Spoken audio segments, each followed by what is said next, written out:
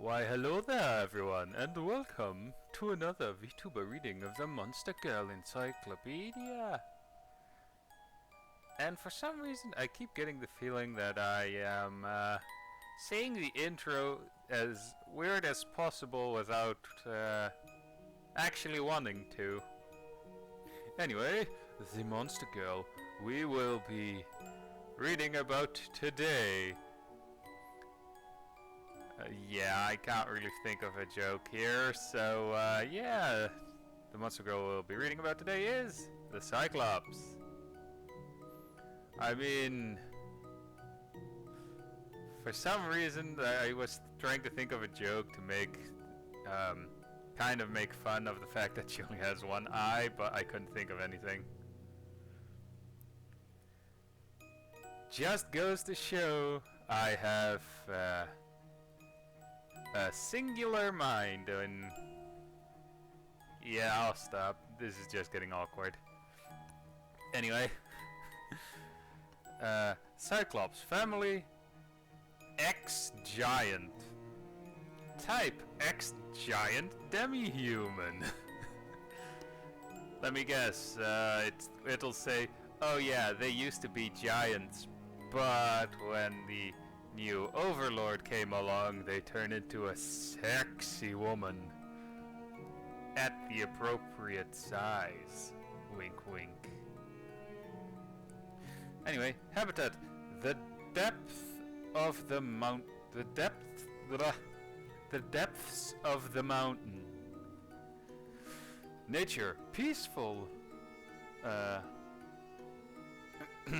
Alright, nature peaceful and lacking in emotional expression.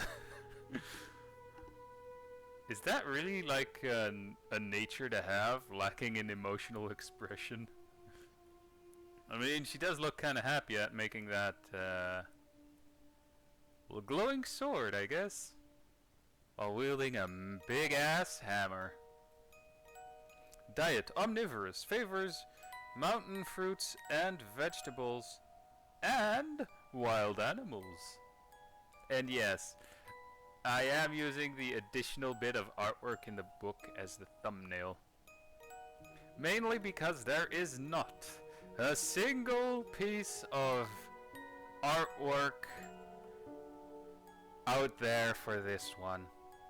I mean, if I look up Cyclops, I actually get the Gazer Girl, which actually is one of my favorites.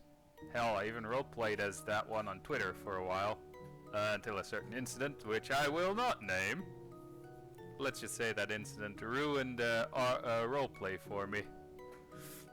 Anyway, the Cyclops is a monster quite different from others, as Cyclopses possess a single eye and blue skin. They live quietly deep in mountainous, or in mountain terrain, sorry.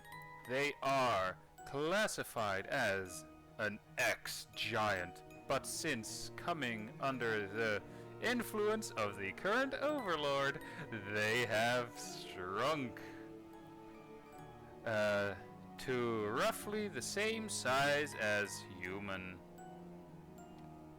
Same size of a human. Alright. To facilitate intercourse with a human man. I mean, to be fair, let me just say, fucking called it.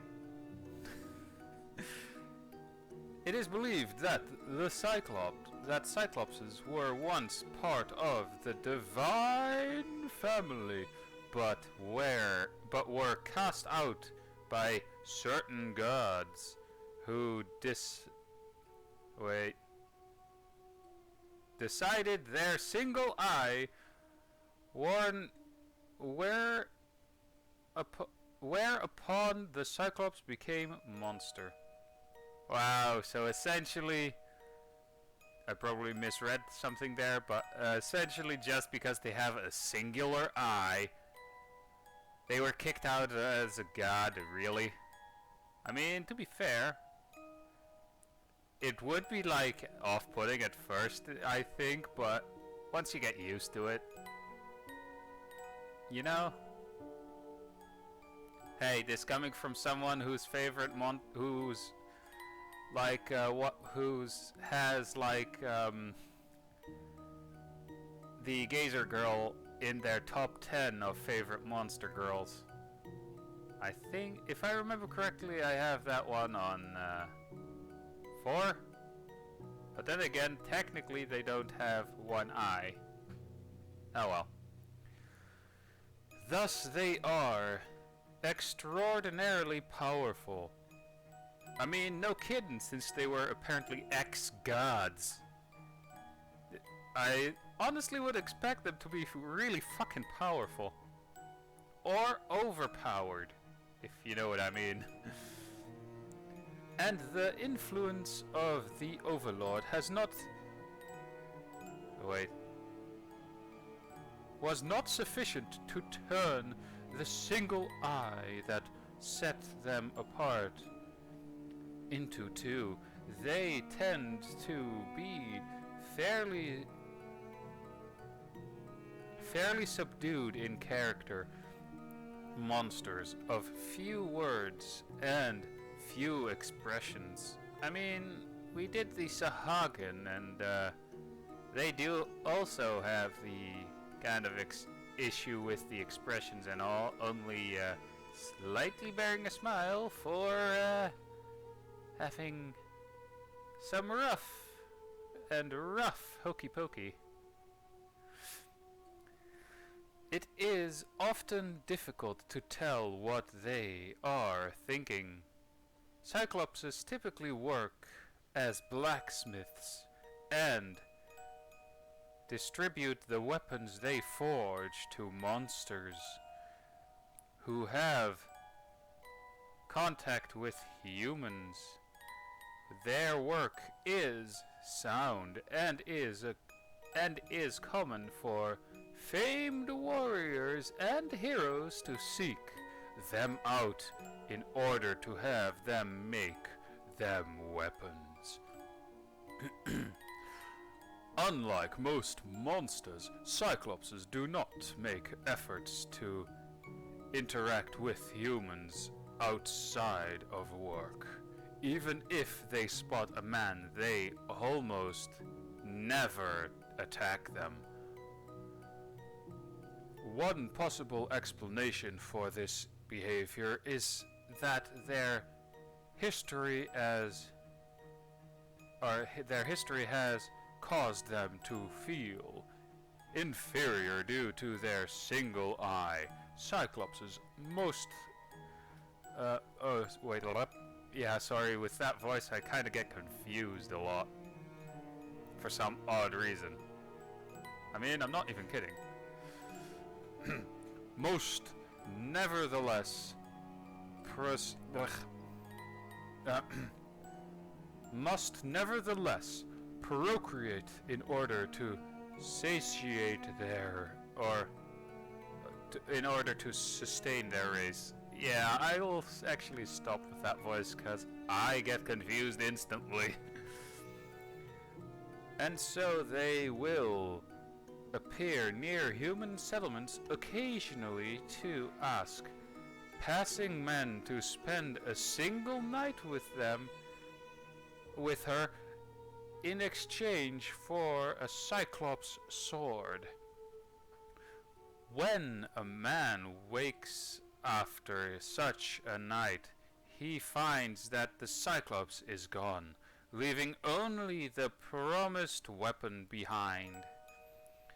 The blade is always of the finest quality, and he who wields it often rises to glory as a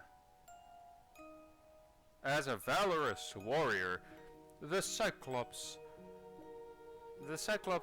handling of the man's other weapon, wink wink,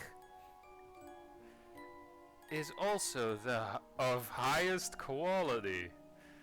In many cases, the hero is enchanted by the finely honed techniques and loyal disposition she or dedication, sorry, she bestows upon him, and after his act of valor will quickly disappear from public view. It is speculated that such a man